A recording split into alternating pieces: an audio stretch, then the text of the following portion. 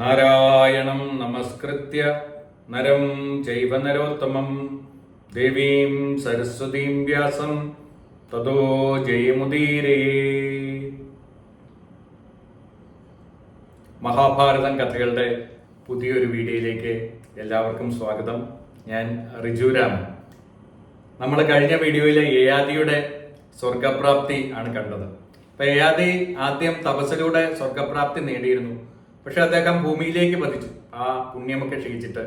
കാരണം അദ്ദേഹത്തിന്റെ ഉള്ളില് അഹങ്കാരം ഉണ്ടായിരുന്നു. ആ അഹങ്കാരം പൂർണ്ണമായിട്ടും ഇന്ദ്രൻ പറഞ്ഞ സമയത്ത് അദ്ദേഹത്തിന്റെ അഹങ്കാരം പൂർണ്ണമായിട്ടും ഇല്ലാതായി. തപസ്സിനെ കുറിച്ച്, താൻ ചെയ്ത തപസ്സിനെ കുറിച്ചിട്ടുള്ള അഹംബോധമല്ല, അത് പൂർണ്ണമായിട്ടും ഇല്ലാതായി. അദ്ദേഹം ഭൂമിയിലേക്ക് പതിക്കുന്ന സമയത്ത് സജ്ജനങ്ങളുടെ ഇടയിലേക്ക് വന്നു. അപ്പൊ അതില് മഹർഷിമാരായിട്ടുള്ള ആൾക്കാരായിരുന്നു. അത് അദ്ദേഹത്തിന്റെ പുത്രിയുടെ മക്കൾ തന്നെയായിട്ടുള്ള 4 പേരായിരുന്നു. അപ്പൊ അവരുടെ ഇടയിലേക്ക് വന്നു. അവിടെ വന്നു കഴിഞ്ഞിട്ട് അവരുമായിട്ടുള്ള ഗംഭീരമായിട്ടുള്ള സംവാദമാണ്. അതിലെ മൂത്ത പുത്രനായിട്ടുള്ള അഷ്ടകനുമായിട്ടുള്ള സംവാദം, അതിഗംഭീരമായിട്ടുള്ള അറിവുകളാണ് ഇവിടെ നമ്മളോട് വേദവ്യാസ ഭഗവാന് പറയുന്നത്. അപ്പൊ അതിലെ ജീവന്റെയും മരണത്തിന്റെയും ഒക്കെ രഹസ്യങ്ങൾ ഇന്നലെ പറഞ്ഞിട്ടുണ്ടായിരുന്നു. അതിനോടൊപ്പം തന്നെ വർണ്ണാശ്രമങ്ങളെ കുറിച്ചിട്ട് പറഞ്ഞിട്ടുണ്ടായിരുന്നു. അത് ഇന്നലെ പറഞ്ഞില്ലായിരുന്നു. വർണ്ണാശ്രമങ്ങള് ഭാരതത്തില് നമുക്ക് ഗുരുകുല സമ്പ്രദായത്തിലുള്ള വിദ്യാഭ്യാസ സമ്പ്രദായം ഉണ്ടായിരുന്ന സമയത്ത് ഈ ഒരു 4 ആശ്രമങ്ങളിലൂടെയായിരുന്നു നമ്മളെല്ലാവരും ജീവിച്ചിരുന്നത്. അപ്പൊ ആദ്യത്തേത് ബ്രഹ്മചര്യമാണ്. ബ്രഹ്മചര്യം എന്ന് പറയുന്ന ഒരു വിദ്യാർത്ഥിയുടെ ജീവിതമാണ്. ആ സമയത്ത് ഗുരുവാണ് ദൈവം. അപ്പൊ ഗുരു എപ്പോഴാണോ ഇങ്ങോട്ട് വിളിച്ച്, ഗുരുകുലത്തിലാണ് എല്ലാവരും താമസിക്കുന്നത്, അപ്പൊ എപ്പോഴും വിദ്യാഭ്യാസമൊന്നും നടക്കുന്നില്ല. ഇങ്ങോട്ട് വിളിച്ച് എപ്പോഴാണോ വിദ്യ തരുന്നത് ആ സമയത്ത് മാത്രം പഠനം നടന്നു. അതോടൊപ്പം തന്നെ പ്രേരണ കൂടാതെ അങ്ങോട്ട് പോയി ഗുരുവിനെ ശുശ്രൂഷിക്കുന്നു. ഗുരു എഴുന്നേൽക്കുന്നതിന് മുമ്പ് തന്നെ, സൂര്യോദയത്തിന് മുമ്പ് തന്നെ എഴുന്നേൽക്കുന്നു. ഗുരു കിടന്നതിന് ശേഷം മാത്രം കിടക്കുന്നു. മനസ്സിലെ സ്ഥിരതയും ധൈര്യവും ജാഗ്രതയും ഒക്കെ കാത്തു സൂക്ഷിക്കുന്നു. ഇതൊക്കെയാണ് ഒരു ബ്രഹ്മചാരിയുടെ ലക്ഷണമായിട്ട് പറയുന്നത്. രണ്ടാമത്തത്, ഈ വിദ്യാഭ്യാസം കഴിഞ്ഞു കഴിഞ്ഞാൽ പിന്നെ ഗൃഹസ്ഥാശ്രമമാണ്. പിന്നെ കുറച്ച് സുഖാനുഭവങ്ങളിലേക്കൊക്കെ പോവാണ്. വിവാഹം കഴിക്കാൻ, കുട്ടികളെ സൃഷ്ടിക്കാൻ, ഭോഗങ്ങളിലേക്കൊക്കെ കടക്കാൻ പറ്റുന്ന സമയമാണ്. പക്ഷെ ആ സമയത്ത് പൂർണ്ണമായിട്ട് ധർമ്മത്തിൽ തന്നെ ഉറച്ചു നിൽക്കുന്നതാണ്. ധർമാനുസരണം മാത്രം ധനം സമ്പാദിക്കുക, അത് സത്പാത്രങ്ങളിലേക്ക് മാത്രം ദാനം ചെയ്യുക, തന്റെ കുടുംബത്തിന് വേണ്ടി മാത്രമല്ലാതെ യജ്ഞത്തിന് വേണ്ടിയിട്ട് ധനം മുടക്കുക, വീട്ടിൽ വരുന്ന അതിഥികളെയൊക്കെ നല്ല ഭക്ഷണം കൊടുത്ത് സ്വീകരിക്കുക, ഇങ്ങനെയുള്ള കാര്യങ്ങളാണ് ഗൃഹസ്ഥാശ്രമി. പിന്നെ ബാക്കിയുള്ളവരുടെ സ്വത്ത് മോഹിക്കുകയോ അത് പിടിച്ചു വാങ്ങുകയോ ചെയ്യരുത്. സന്തോഷത്തോടു കൂടിയിട്ട് ആരെങ്കിലും തരുന്നത് മാത്രമേ സ്വീകരിക്കാവൂ. ഇതൊക്കെയാണ് ഗൃഹസ്ഥന്റെ ധർമ്മങ്ങളായിട്ട് പറഞ്ഞിരിക്കുന്നത്. വാനപ്രസ്ഥം എന്ന് പറഞ്ഞു കഴിഞ്ഞാല് കാട്ടിലേക്ക് പോയി ജീവിക്കലാണ് അന്നത്തെ കാലത്ത് പറഞ്ഞിരുന്നത്. ഫലമൂലാദികള് മാത്രം ഭക്ഷിച്ച് ജീവിക്കുക, പക്ഷെ അത് ബാക്കിയുള്ളവരുമായിട്ട് പങ്കുവെച്ചിട്ട് മാത്രം ജീവിക്കുക.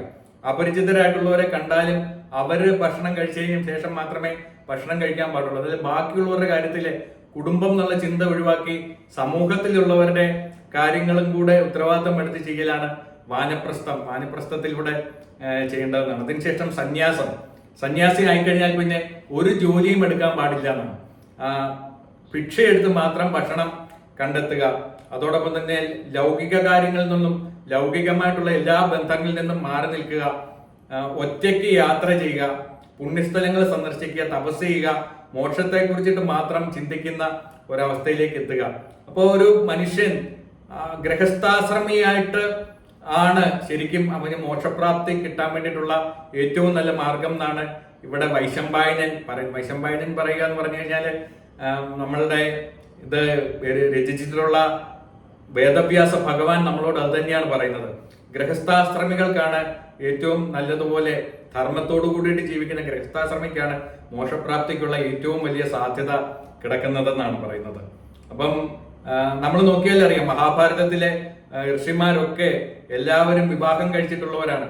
അവരൊന്നും ഈ ഭോഗങ്ങളിൽ നിന്നും മാറി നിന്ന ആൾക്കാരല്ല. പക്ഷെ അതിന്റെയൊക്കെ അപ്പുറത്തേക്ക് ഈ ആശ്രമങ്ങളിലൂടെ കടന്നുപോയിട്ടാണ് അവരൊക്കെ മോക്ഷപ്രാപ്തിയിലേക്ക് എത്തിയിട്ടുള്ളതെന്നാണ്. അപ്പൊ നമ്മളുടെ ഭാരതത്തിന്റെ മാത്രം വലിയൊരു സന്ദേശമാണ്. അതായത് ആൾക്കാർക്ക് എന്തൊക്കെ ആഗ്രഹങ്ങൾ സാധിച്ചാലും പൂർണ്ണമായിട്ടുള്ള തൃപ്തി കിട്ടുന്നില്ല. അപ്പൊ അതിന് ഉത്തരം കൊടുക്കാൻ വേണ്ടിയിട്ട് ഭാരതീയർക്ക് മാത്രമേ സാധിച്ചിട്ടുള്ളൂ. ഇതുപോലുള്ള ഋഷിവര്യന്മാർക്ക് മാത്രമേ സാധിച്ചിട്ടുള്ളൂ. അപ്പൊ അതിന്റെ ഏറ്റവും വലിയ ഉദാഹരണമാണ് ഈ യയാതിയുടെ കഥയായിട്ട് നമ്മളോട് പറഞ്ഞത്. യയാതിക്ക് സ്വർഗപ്രാപ്തി കിട്ടിയത് സ്വർഗം വേണ്ട എന്നുള്ള ചിന്ത അദ്ദേഹം സ്വർഗം വേണം എന്നുള്ള ചിന്ത അദ്ദേഹം വേണ്ടെന്ന് വെച്ചപ്പോഴാണ്. അതോടൊപ്പം തന്നെ അദ്ദേഹത്തിന്റെ പുത്രിയുടെ മക്കളായിട്ടുള്ളവരും അവരും സ്വർഗത്തിന് വേണ്ടിയിട്ട് തപസ് ചെയ്തുകൊണ്ടിരുന്ന ആൾക്കാരാണ്. അവര് പക്ഷേ യയാതി തങ്ങളുടെ മാതാമഹനാന്നുള്ള കാര്യം അവർക്ക് അറിയില്ലായിരുന്നു. എന്നാൽ പോലും ആ യയാതിക്ക് വേണ്ടിയിട്ട് തങ്ങള് ആ പുണ്യം മുഴുവനും കൊടുക്കാൻ വേണ്ടിയിട്ട് തയ്യാറായി. അങ്ങനെ സ്വർഗത്തെ ത്യജിക്കാൻ അവർ തയ്യാറായി. സ്വർഗം പോലും വേണ്ട എന്നുള്ള ഒരു ചിന്ത അവർക്ക് വന്നതുകൊണ്ടാണ് അവർക്കും സ്ഥിരമായിട്ടുള്ള സ്വർഗപ്രാപ്തി അല്ലെങ്കിൽ ആ മോക്ഷപ്രാപ്തി കിട്ടിയതെന്നാണ്. അപ്പൊ എല്ലാ ആഗ്രഹങ്ങളും എപ്പോഴാണോ നമ്മുടെ മനസ്സിൽ നിന്നും പൂർണ്ണമായിട്ട് ഒഴിഞ്ഞു പോകുന്നത് ആ സമയത്താണ് നമുക്ക് ആ ബോധോദയം എന്ന് പറയുന്ന അല്ലെങ്കിൽ മോക്ഷപ്രാപ്തി എന്ന് പറയുന്ന അല്ലെങ്കിൽ ഇവിടെ പറയുന്നത് പോലെ സ്ഥിരമായിട്ടുള്ള സ്വർഗപ്രാപ്തി ലഭിക്കുന്നത് എന്നുള്ള ഒരു സന്ദേശമാണ് കഴിഞ്ഞ കഥയിൽ നമുക്ക് കിട്ടിയത്. അപ്പം അതിനുശേഷം വീണ്ടും വൈശമ്പായനൻ അവിടെ ജനമേജയൻ പറയുകയാണ് എൻ്റെ വംശമായിട്ടുള്ള പുരുവംശത്തെ കുറിച്ചിട്ട് കേൾക്കണമെന്ന്. അപ്പൊ ഈ പുരുവംശത്തെ കുറിച്ചിട്ട് അദ്ദേഹം ആദ്യം ഒരു അധ്യായത്തിൽ പറയുന്നുണ്ട്. അപ്പൊ പറയുന്ന സമയത്ത് എല്ലാവരുടെയും പേരുകളൊക്കെ ഒന്ന് ചുരുക്കി പറഞ്ഞ് പെട്ടെന്ന് തന്നെ മഹാഭാരതത്തിലെ എല്ലാവരുടെയും കാര്യങ്ങൾ പറയുന്നുണ്ട്. ഭീഷ്മരും ശന്തനും വിചിത്രവീര്യനും അതോടൊപ്പം തന്നെ പാണ്ഡവരെല്ലാവരും, കൗരവരെ, ധൃതരാഷ്ട്രരെ, പാണ്ഡുവിന്റെ മക്കളല്ല പാണ്ഡവരുടെ മക്കള്, അങ്ങനെ എല്ലാ കാര്യങ്ങളും പറഞ്ഞ് ജനമേജയന്റെ മക്കളുടെ കാര്യം വരെ ഇദ്ദേഹം പെട്ടെന്ന് പറഞ്ഞു പോകുന്നുണ്ട്. അതായത് മഹാഭാരതം കഥ മുഴുവനും പെട്ടെന്നൊന്ന് ചുരുക്കി പറഞ്ഞു. അപ്പം ഇത് കേട്ട് കഴിഞ്ഞപ്പം വൈശമ്പായനോട് വീണ്ടും ജനമേജയ രാജാവ് പറഞ്ഞു, എനിക്കിത് കേട്ടിട്ട് തൃപ്തി വരുന്നില്ല, എനിക്ക് ഒന്നുകൂടെ വിശദമായിട്ട് കേൾക്കണമെന്ന് പറഞ്ഞു. അപ്പൊ ഇത് കേൾക്കുമ്പോൾ എനിക്ക് സത്യം പറഞ്ഞാല് അത് വായിച്ചു കഴിയുമ്പം എനിക്ക് ഭയങ്കര ആദിയാണ്. എന്താണെന്നറിയോ, വീണ്ടും പേരുകൾ വരുവാണ്, ഒരുപാട് പേരുകൾ, ഒരു രക്ഷയില്ല. അപ്പൊ അത് പറയാതെ നിവർത്തിയില്ല. ഇന്നും വരുന്നുണ്ട് ഒരുപാട് പേരുകൾ. അതായത് ബ്രഹ്മാവ് മുതലുള്ള എന്റെ വംശത്തിലുള്ള എല്ലാവരെ കുറിച്ചിട്ട് അറിയണമെന്നാണ് പറയുന്നത്. നിസാര ഒരു കാര്യമൊന്നുമല്ല ഇദ്ദേഹം ചോദിച്ചിരിക്കുന്നത്. അപ്പൊ അത് വൈശമ്പായനും പറയുകയാണ്. അപ്പൊ ഈ മഹാഭാരതം കഥ വായിക്കുന്ന സാധാരണ ആൾക്കാർക്കൊക്കെ വലിയ തടസ്സമായിട്ട് വരുന്ന വലിയൊരു കാര്യമാണ്. വെച്ചാൽ കുറെ വർഷങ്ങൾക്ക് മുമ്പ് ഞാൻ മഹാഭാരതത്തിന്റെ വേറൊരു പുസ്തകം വായിക്കാൻ പല പ്രാവശ്യം ശ്രമിച്ചിട്ട് ഞാനിത് ഉപേക്ഷിക്കാൻ കാരണം എന്താണെന്ന് ചോദിച്ചു കഴിഞ്ഞാൽ പേരുകളെല്ലാം കൂടെ തലയ്ക്കകത്തോട്ട് അങ്ങോട്ട് കയറും, പിന്നെ ഒരു രക്ഷയില്ല, കഥ മുന്നോട്ട് പോകാത്ത ഒരവസ്ഥയാണ് ആദ്യം തന്നെ വരുന്നത്. അപ്പൊ അതുകൊണ്ട് യുദ്ധരംഗങ്ങളൊക്കെ മാത്രം ഇടയ്ക്ക് ചുമ്മാ എടുത്ത് വായിച്ചു നോക്കും.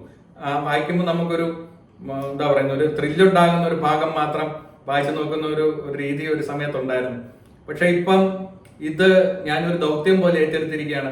അതായത് വേദവ്യാസ ഭഗവാൻ പറഞ്ഞത് അതിന്റെ പുറത്ത് വിദ്വാൻ കെ പ്രകാശൻ എന്ന് പറയുന്ന വലിയൊരു എഫർട്ട് ഉണ്ട്. അപ്പൊ ഇതൊരു റെഫറൻസ് പോലെ യൂട്യൂബിൽ കിടക്കട്ടെ എന്നുള്ള ഒരു ആഗ്രഹമാണ് എനിക്കുള്ളത്. അതുകൊണ്ട് കഴിവതും ഇതിൻ്റെ അകത്ത് ഒരു കാര്യവും വിട്ടുപോകാതെ പറയണം എന്നുള്ള വലിയൊരു ആഗ്രഹത്തിലാണ്. അപ്പൊ ഇത് വായിച്ചു കഴിയുമ്പോൾ സത്യം പറഞ്ഞാൽ തലയ്ക്കൊരു മരപ്പാണ്. ഇത് എങ്ങനെ പറഞ്ഞ് ഒപ്പിക്കും എന്നുള്ളത് പലപ്പോഴും എൻ്റെ മനസ്സിന് ഭയങ്കരമായിട്ടുള്ള ഒരു തലയ്ക്ക് പുകച്ചിൽ വരും. ഇതെങ്ങനെയാണ് ബാക്കിയുള്ളവർക്ക് മനസ്സിലാകുന്ന രീതിയിൽ, മനസ്സിലാകുന്നുണ്ടെന്ന് എനിക്ക് തോന്നുന്ന രീതിയിൽ പറയുക, അതേ പറ്റുള്ളൂ. കാരണം വെച്ച് കഴിഞ്ഞാൽ ഇത് കേട്ടിട്ട് എൻ്റെ ഒരു സുഹൃത്തൊക്കെ പറഞ്ഞു ഇത് കേട്ടിട്ടൊന്നും മനസ്സിലാകില്ല എന്ന് പറഞ്ഞു. അപ്പം ഇനിയും ഇതിലും എങ്ങനെയാണ് ലളിതമാക്കി പറയേണ്ടതെന്ന് സത്യം പറഞ്ഞാൽ അറിയില്ല. കാരണം ഇത് അതിസങ്കീർണത നിറഞ്ഞ കഥകളാണ്, അത്രയും സങ്കീർണത നിറഞ്ഞതാണ്. അതുകൊണ്ടാണല്ലോ ഇത് കേട്ട മഹാഗണപതിക്ക് പോലും ഭയങ്കരമായിട്ടുള്ള ആശയക്കുഴപ്പം പല സമയത്തും ഉണ്ടായെന്നാണ് പറയുന്നത്. അപ്പം ഈ കലിയുഗത്തിൽ കഴിയുന്ന പുഴുക്കളെ പോലുള്ള നമ്മളുടെ കാര്യം പറയേണ്ട ആവശ്യമുണ്ടോ? ഉറപ്പായിട്ടും സങ്കീർണതയാണ്. പിന്നെ പലരും പറയുന്നുണ്ട് ഇത് കേൾക്കുന്ന സമയത്ത് ഉറക്കം വരുന്നു, ഉറങ്ങിപ്പോകുന്നു എന്നൊക്കെ പറയുന്നുണ്ട്. അപ്പൊ ഇത് ശരിക്കും പറയുകയാണെങ്കിൽ ഈ കഥയുടെ ഒരു ശക്തിയാണ്. നമ്മുടെ മനസ്സുകൊണ്ട് പല കാര്യങ്ങളും അത് പിടിച്ചെടുക്കാൻ വേണ്ടിയിട്ട് ബുദ്ധിമുട്ട് വരും. ആ സമയത്ത് മനസ്സ് നമ്മളെ അങ്ങ് ഉറക്കിക്കളയുന്നതാണ്. എന്നാൽ ഇത് കേൾക്കുക എന്ന് പറയുന്നത് വലിയൊരു പുണ്യമാണ്. അത് അവിടെ തുറന്നു വെച്ചിട്ട് വെറുതെ കിടക്കുക, ഉറങ്ങിപ്പോകുന്നെങ്കിൽ ഉറങ്ങിപ്പോക്കോട്ടെ. പക്ഷെ കുഴപ്പമില്ല, അത് നമ്മളുടെ കുഴപ്പം കൊണ്ടല്ല ഉറങ്ങിപ്പോകുന്നത്. അത്രയും ശക്തമായിട്ടുള്ള വലിയൊരു ഗുരുപരമ്പരയുടെ ഒരു അനുഗ്രഹവും കൂടി നമ്മളിലേക്ക് വരുന്നുണ്ടെന്നാണ് ഞാൻ മനസ്സിലാക്കുന്നത്. അപ്പൊ ഇങ്ങനെ പറഞ്ഞ സമയത്ത് ഇന്നിപ്പോ ഒരുപാട് പേരുകളാണ്, അത് ഞാൻ നോക്കി വായിക്കുകയാണ്, അല്ലാതെ വേറെ നിവൃത്തിയില്ല. അപ്പം ആദ്യം ബ്രഹ്മാവിൽ നിന്നാണ് ആരംഭിക്കുന്നത്. ബ്രഹ്മാവിന്റെ പുത്രനായിട്ടുള്ള ദക്ഷന്റെ പുത്രിയായിട്ടുള്ള അതിഥിക്ക് വിവസ്വാൻ എന്ന് പറയുന്ന ഒരു പുത്രൻ ഉണ്ടായിരുന്നു. വിവസ്വാന് മനു, ഇതൊക്കെ നമ്മൾ കേട്ടിട്ടുള്ളതാണ് പല പ്രാവശ്യം. ഇള എന്ന് പറയുന്ന പുത്രിയെ കുറിച്ചിട്ട് നമ്മൾ കേട്ടായിരുന്നു, കഴിഞ്ഞ കഥയിൽ കേട്ടതാണ്. അപ്പം ഇളയ്ക്ക് പുരൂരവസ് എന്ന് പറയുന്ന ഒരു മകനുണ്ടായി. പുരൂരവസിന് ആയുസ് എന്ന് പറയുന്ന ഒരു മകനുണ്ടായി. അപ്പൊ മക്കളൊക്കെ ഉണ്ടായി. പേരുകളൊക്കെ ഇടാൻ നോക്കുന്നവർക്ക് പറ്റുന്ന പേരുകളൊക്കെ ചെയ്യണമെങ്കിൽ ഇതിൽ നിന്ന് വേണമെങ്കിൽ നമുക്ക് ചൂസ് ചെയ്യാം. ഇപ്പൊ ആയുസിന് ഒരു മകനുണ്ടായിട്ടുണ്ടായിരുന്നു, അതായിരുന്നു നഹുഷൻ. നഹുഷന്റെ കഥയൊക്കെ നമ്മൾ ചെറുതായിട്ട് കേട്ടതാണ്. അതിനെയും പിന്നീട് വിശദമായിട്ട് നമ്മൾ കേൾക്കും. നഹുഷന്റെ പുത്രനായിരുന്നു യയാതിയുടെ കഥ നമ്മൾ കഴിഞ്ഞ ഒരു വീഡിയോയിൽ വളരെ വിശദമായിട്ട് കേട്ടതാണ്. അദ്ദേഹത്തിന്റെ ദേവയാനി, ശർമ്മിഷ്ഠ എന്ന് പറയുന്ന 2 ഭാര്യമാര്. അവരിലെ ദേവയാനിയുടെ മക്കളായിരുന്നു യദുവും തുർവസുവും. ശർമ്മിഷ്ഠയുടെ മകളായിരുന്നു ദൃഹ്യവും അനുദൃഹ്യവും, അതോടൊപ്പം തന്നെ പൂരുവും. അപ്പൊ ഈ പൂരു ആണ് ഭയങ്കര ശക്തനായിട്ടുള്ള രാജാവായിരുന്നു. അപ്പൊ പൂരുവിന് കൗസല്യ എന്ന് പറയുന്ന ഭാര്യയിലെ ജനമേജയൻ എന്ന് പറയുന്ന ഒരു പുത്രനുണ്ടായി. ഇത് ഇപ്പൊ ഈ കഥ കേട്ടോണ്ടിരിക്കുന്ന ജനമേജയനല്ല. ഈ ജനമേജയന്മാർ തന്നെ പലരുണ്ടായിരുന്നു, പല പ്രാവശ്യം ജനമേജയന്മാരുണ്ടായിരുന്നെന്നാണ്. അപ്പൊ ആ ജനമേജയന് അനന്ത എന്ന് പറയുന്ന ഒരു ഭാര്യയിലെ പ്രാചിന്യാൻ എന്ന് പറയുന്ന ഒരു പുത്രനുണ്ടായി. പ്രാചിന്യാന് അശ്മകി എന്ന് പറയുന്നത് യാദവകുലത്തിൽ ഉണ്ടായിരുന്ന ഒരു രാജകുമാരിയായിരുന്നു. അവർക്ക് ഒരു പുത്രനുണ്ടായി, സംവ്യാതി എന്നും പറഞ്ഞുകൊണ്ട് ഒരു പുത്രനുണ്ടായി.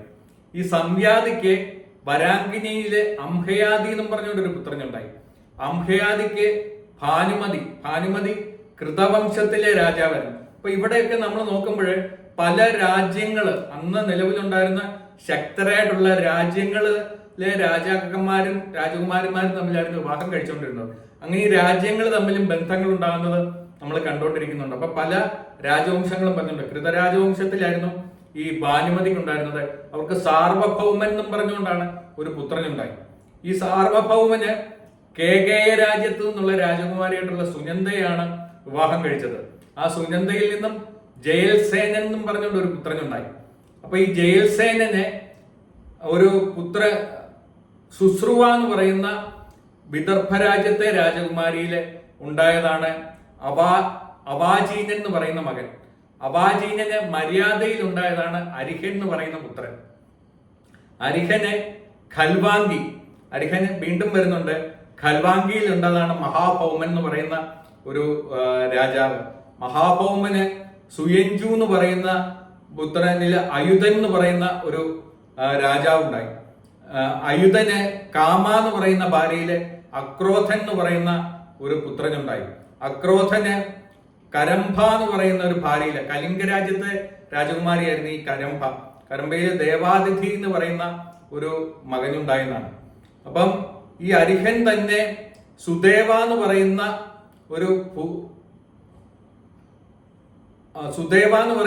ഒരു ഭാര്യയില് ഋഷകൻ എന്ന് പറയുന്ന ഒരു മകനുണ്ടായിട്ടുണ്ടായിരുന്നു. ആ ഋഷകന് ജ്വാല എന്ന് പറയുന്ന തക്ഷകന്റെ പുത്രിയായിരുന്നു. അപ്പൊ ഇവിടെ നമ്മൾ നോക്കിയാല് ഇടയ്ക്കിടയ്ക്ക് ദേവകളും സർപ്പങ്ങളും ഒക്കെ ഈ വംശത്തിലേക്ക് കടന്നു വരുന്നുണ്ട്. മനുഷ്യരെ മാത്രമല്ല, ഇടയ്ക്കിടയ്ക്ക് ദേവതകൾ വരുന്നുണ്ട്, അപ്സരസുകൾ വരുന്നുണ്ട്, അതുപോലെ സർപ്പങ്ങൾ വരുന്നുണ്ട്. ഇപ്പം തക്ഷകൻ എന്ന് പറയുന്ന സർപ്പത്തിന്റെ മകളായിട്ടുള്ള ജ്വാലയെയാണ് ഈ ഋഷകൻ വിവാഹം കഴിച്ചത്. അതിൽ മതിനാരൻ എന്ന് പറയുന്ന ഒരു പുത്രനുണ്ടായി. ഈ മതിനാരൻ 12 വർഷത്തെ സത്രം സരസ്വതിയെ പ്രീതിപ്പെടുത്താൻ വേണ്ടിയിട്ട് നടത്തി. അങ്ങനെ അതിൽ പ്രീതിപ്പെട്ട സരസ്വതി ദേവി തന്നെ ഈ മദീനരന്റെ ഭാര്യയായിട്ട്, മൂർത്തിമതി എന്നുള്ള രാജകുമാരിയായിട്ട് വന്നിട്ട് മദീനാരകനെ ഭർത്താവായിട്ട് സ്വീകരിച്ചു എന്നാണ്. അവർക്ക് തംസു എന്ന് പറയുന്ന ഒരു മകനുണ്ടായി. ഈ തംസു കലിംഗ രാജപുത്രിയിലെ അദ്ദേഹത്തിന് തംസുവിന് ഒരു മകനുണ്ടായി. അതാണ് ഈളികൻ എന്നാണ് പേര്. ഈളികൻ പേരൊക്കെ കേട്ടാല് ഭയങ്കര രസമാണ്. ഈളികന് രഥന്തരി എന്ന് പറയുന്ന ഒരു ഭാര്യയില് ദുഷ്യന്തനുണ്ടായി. ഇപ്പൊ ദുഷ്യന്തന്റെ അച്ഛനും അമ്മയാണ് ഈളികനും രഥന്തരിയും. ഇപ്പൊ ദുഷ്യന്തയും ശകുന്തളയുടെയും പുത്രനാണ് ഭരതൻ. ഇതൊക്കെ നമ്മൾ നേരത്തെ വളരെ വിശദമായിട്ട് കേട്ടതാണ്, ദുഷ്യന്തന്റെ കഥയൊക്കെ. ഭരതന് സുനന്ദയില്, അത് കാശി രാജാവാണ്. കാശി രാജാവിന്റെ മകളായിരുന്നു സുനന്ദ. സുനന്ദയ്ക്ക് ഉണ്ടായ ഭരതനും സുനന്ദയ്ക്കും കൂടി ഉണ്ടായതാണ് ഹുമന്യു എന്ന് പറയുന്ന ഒരു പുത്രനുണ്ടായി. ഹുമന്യു വിജ എന്ന് പറയുന്ന ഒരു രാജകുമാരി വിവാഹം കഴിച്ചു. അങ്ങനെ സുഹോത്യൻ എന്ന് പറയുന്ന ഒരു പുത്രനുണ്ടായി. സുഹോത്യനും സുവർണയും കൂടി കല്യാണം കഴിച്ചിട്ട് അവർക്കുണ്ടായതാണ് ഹസ്തി. ഈ ഹസ്തി നിർമ്മിച്ചതാണ് ഹസ്തിനാപുരം. ഹസ്തി എന്ന് പറയുന്ന രാജാവ് നിർമ്മിച്ചത് കൊണ്ടാണ് അതിന് ഹസ്തിനാപുരം എന്ന് പറയുന്ന. ഹസ്തിനാപുരം വളരെ പ്രശസ്തമായിട്ടുള്ള നമ്മുടെ പാണ്ഡവരും കൗരവരും ഒക്കെ ജീവിച്ചിരുന്ന രാജ്യമാണ്. ഹസ്തിനാപുരം സ്ഥാപിച്ചത് ഈ ഹസ്തിയാണ്. ഈ ഹസ്തി എന്ന് പറയുന്നത് സുഹോദ്യനും സുവർണ എന്ന് പറയുന്ന ഇക്ഷ്വാകു വംശത്തിലെ രാജാവാണ്. ഇക്ഷ്വാകു വംശം എന്ന് പറയുന്നത് പഴയ കാലത്തിലേക്ക് പോയി കഴിഞ്ഞാൽ ശ്രീരാമന്റെ ഒക്കെ രാജവംശമായിരുന്നു. അപ്പം അവിടുന്ന് വരുന്നുണ്ട്. ഇത് യുഗങ്ങൾ നീണ്ടു നിൽക്കുന്ന ഒരു പ്രക്രിയയാണ് ഇപ്പൊ പറഞ്ഞുകൊണ്ടിരിക്കുന്നത്. അപ്പം ഹസ്തിക്ക് യശോധരയിൽ ഉണ്ടായ മകനാണ് വികുണ്ഠനൻ. വികുണ്ഠനൻ ഉണ്ടായി. ഈ വികുണ്ഠനന് സുദേവ എന്ന് പറയുന്ന ഭാര്യയിൽ ഉണ്ടായതാണ് അജമീഡൻ. അജമീഡന് കൈകേയി, ഗാന്ധാരി, വിശാല, റിക്ഷ റിക്ഷ എന്നൊക്കെ കേൾക്കുമ്പോൾ നമുക്ക് ഓട്ടോറിക്ഷയുടെ കാര്യമാണ് ഓർമ്മ വരല്ലേ. അങ്ങനെ 4 ഭാര്യമാരുണ്ടായിരുന്നതാണ് കേട്ടോ. ഈ 4 ഭാര്യമാർക്ക് 2400 മക്കളുണ്ടായി. അവര് ഈ 2400 വംശങ്ങൾ സ്ഥാപിച്ചു എന്നാണ്. അതില് സംവരണൻ എന്നും പറഞ്ഞുകൊണ്ട് ഒരാളാണ് പ്രധാനമായിട്ടും അതിന്റെ ഈ രാജ്യം ഭരണം ഏറ്റെടുത്തത്. പക്ഷെ ഈ സംവരണന്റെ കാലത്ത് ഈ പൂർവംശത്തിന് ഭയങ്കരമായിട്ടുള്ള ഒരു മോശം ഉണ്ടായെന്നാണ്. ആ സമയത്ത് അതിഭയങ്കരമായിട്ടുള്ള വ്യാധികളും അതോടൊപ്പം തന്നെ വലിയ പ്രകൃതി ദുരന്തങ്ങളും ഒക്കെ ഉണ്ടായി. രാജ്യം ഭയങ്കരമായിട്ട് ദുർബലമായ സമയത്ത് ഏത് രാജവംശമായാലും ഏത് സാമ്രാജ്യത്തിനായാലും ഉയർച്ച താഴ്ചകൾ ഉണ്ടാവും. അങ്ങനെ സംഭരണന്റെ കാലത്താണ് ഈ പൂർവംശത്തിന് ഏറ്റവും കൂടുതൽ താഴ്ച ഉണ്ടായത്. ആ സമയത്ത് പാഞ്ചാലൻ 10 അക്ഷൗണികളുമായിട്ട് വന്നിട്ട് പാഞ്ചാല രാജ്യത്തെ രാജാവ് വന്നിട്ട് ഇവരെ കീഴടക്കിയ സമയത്ത് രാജാവും മന്ത്രിമാരോടും അതോടൊപ്പം തന്നെ പ്രജകളോടും പിന്നെ ഭാര്യമാരോടും ഒപ്പം അവിടുന്ന് ഓടി രക്ഷപ്പെട്ടു. സിന്ധു നദീ തീരത്ത് വന്ന് താമസിച്ചതാണ്. അവിടെ 1000 വർഷം അവര് രാജ്യം ഉപേക്ഷിച്ച് താമസിച്ചു. ആ സമയത്ത് വസിഷ്ഠൻ എന്ന് പറയുന്ന മഹർഷി, വസിഷ്ഠനെ കുറിച്ചിട്ട് വളരെ വിശദമായിട്ട് നമ്മൾ പിന്നീട് കേൾക്കും. വസിഷ്ഠ മഹർഷി വന്നിട്ട് ഈ രാജ്യം അവരുടെ രാജഗുരുവായിട്ട് മാറി. അദ്ദേഹം ഒരുപാട് യജ്ഞങ്ങളൊക്കെ നടത്തി. അങ്ങനെ ഈ ഇദ്ദേഹം സംവരണൻ അദ്ദേഹത്തിന്റെ ശക്തി വീണ്ടെടുത്തു. വീണ്ടും ആ പാഞ്ചാലിനെ തോപ്പിച്ചിട്ട് ആ ഭരതവംശത്തിന്റെ ശക്തി അദ്ദേഹം തിരിച്ചു പിടിച്ചു എന്നാണ് പറയുന്നത്. അപ്പം ഈ സംവരണന് തപതി എന്ന് പറയുന്ന ഒരു ഭാര്യ ഉണ്ടായിരുന്നു. സൂര്യന്റെ പുത്രിയായിരുന്നു തപതി. ഈ തപതിയിൽ ഉണ്ടായതാണ് കുരു എന്ന് പറയുന്ന രാജാവ്. ഈ കുരുവിന്റെ വംശമാണ് പിന്നീട് കുരു എന്നുള്ളത് പിന്നെ കുരുവിന്റെ വംശമായിട്ട് മാറിയെന്നാണ്. ഈ കുരു ഭയങ്കര ശക്തനായിട്ടുള്ള രാജാവായിരുന്നു. അപ്പൊ കുരുവിന് ശുഭാംഗി എന്ന് പറയുന്ന ഭാര്യയിലാണ് വിദൂരഥൻ എന്ന് പറയുന്ന ഒരു മകനുണ്ടായിരുന്നു. അപ്പൊ വിദൂരഥന് സംപ്രിയ എന്ന് പറയുന്ന ഭാര്യയിലെ അനശ്വാവ് എന്ന് പറയുന്ന ഒരു പുത്രനുണ്ടായി. അനശ്വാവ് അമൃത എന്ന് പറയുന്ന ആളെ കല്യാണം കഴിച്ചു. അങ്ങനെയാണ് പരീക്ഷത്ത് എന്ന് പറയുന്ന രാജാവ് ഉണ്ടാകുന്നത്. ഇത് ജനമേജയന്റെ അച്ഛനായിട്ടുള്ള പരീക്ഷത്തല്ല, ഇത് വേറെ പരീക്ഷത്താണ്. ഈ പരീക്ഷത്തിന് സുയശ എന്ന് പറയുന്ന ഒരു ഭാര്യയില് ഭീമസേനൻ ഉണ്ടായി. ഭീമസേനൻ നമ്മളുടെ പാണ്ഡവരിലെ ഭീമസേനല്ല, ഇത് വേറെ ഭീമസേനാണ്. ഭീമസേനന് കുമാരി എന്ന് പറയുന്ന ഭാര്യയിലെ പ്രതിശ്രവസ് എന്ന് പറയുന്ന ഒരു പുത്രനുണ്ടായി. ഈ കുമാരി കേകയ രാജ്യത്തെ രാജകുമാരിയായിരുന്നു. ഈ പ്രതിശ്രവസിന്റെ മകൻ പ്രദീപൻ. ഈ പ്രദീപൻ എന്ന് പറയുന്ന രാജാവ് ആണ് ശരിക്കും പറയുകയാണെങ്കിൽ പിന്നീട് ഈ കഥ മുന്നോട്ട് കൊണ്ടുപോകുന്ന ആള്. മഹാഭാരതം മുഴുവനും മുന്നോട്ട് കൊണ്ടുപോകുന്ന പ്രദീപന് 3 മക്കളുണ്ടായിട്ടുണ്ടായിരുന്നു. അത് ദേവാബി, ശാന്തനു, ബാൽഹീകൻ എന്ന് പറയുന്ന 3 മക്കള്. ഇതിലെ ദേവാബി ആദ്യം തന്നെ തപസ്സിന് വേണ്ടിയിട്ട് പോയി. ശാന്തനുവാണ് പിന്നെ രാജ്യം ഭരിച്ചത്.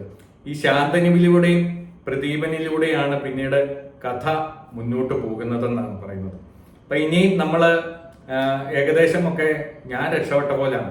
ഈ വംശാവതാരണത്തിന്റെ ഒക്കെ ഒരു വിവരണം ഏകദേശമൊക്കെ തീർന്നതുപോലെയാണ് നമ്മൾ കാണുന്നത്. അപ്പൊ ഇനി കഥയിലേക്ക് നമ്മൾ ശക്തമായിട്ട് കിടക്കുകയാണ്. ഇന്നത്തെ ഇത് മുഴുവൻ കേൾക്കുന്നവർക്ക് അപാരമായിട്ടുള്ള ക്ഷമയുള്ളവർക്ക് മാത്രമേ ഇത് കേൾക്കാൻ വേണ്ടിയിട്ട് സാധിക്കുകയുള്ളൂ എന്നാണ് ഞാൻ മനസ്സിലാക്കിയത്. അപ്പൊ ക്ഷമയോട് കൂടിയിട്ട് കേട്ട നിങ്ങളോട് എല്ലാവരോടുമുള്ള ഒരു വലിയൊരു നന്ദി ഞാൻ അറിയിക്കുകയാണ്. അപ്പം ഇത് പറയാതെ നിവൃത്തിയില്ല. അതുകൊണ്ടാണ് പറഞ്ഞു പോയത്. ഞാൻ പറഞ്ഞതുപോലെ തന്നെ വേദവ്യാസ ഭഗവാനോടും അതോടൊപ്പം തന്നെ പ്രകാശൻ സാറിനോടുമുള്ള ഒരു കൃതജ്ഞതയുടെ ഭാഗമായിട്ടാണ് ഇത്രയും ബുദ്ധിമുട്ടാണെങ്കിലും ഇത് പറയാൻ വേണ്ടിയിട്ട് ഞാൻ തീരുമാനിച്ചത്. അപ്പോൾ ഇന്നത്തെ വീഡിയോ തൽക്കാലം അവസാനിപ്പിക്കുകയാണ്. നമുക്ക് അടുത്ത വീഡിയോയിൽ മുതൽ നമ്മൾ ഇനിയും പാണ്ഡവരിലേക്കും കൗരവരിലേക്കും പതിയെ അടുക്കുകയാണ്. പക്ഷെ കുറച്ചുകൂടെ സമയമെടുക്കും. അപ്പം അടുത്ത വീഡിയോയിൽ വീണ്ടും കാണാം. എവർക്കും നമസ്കാരം.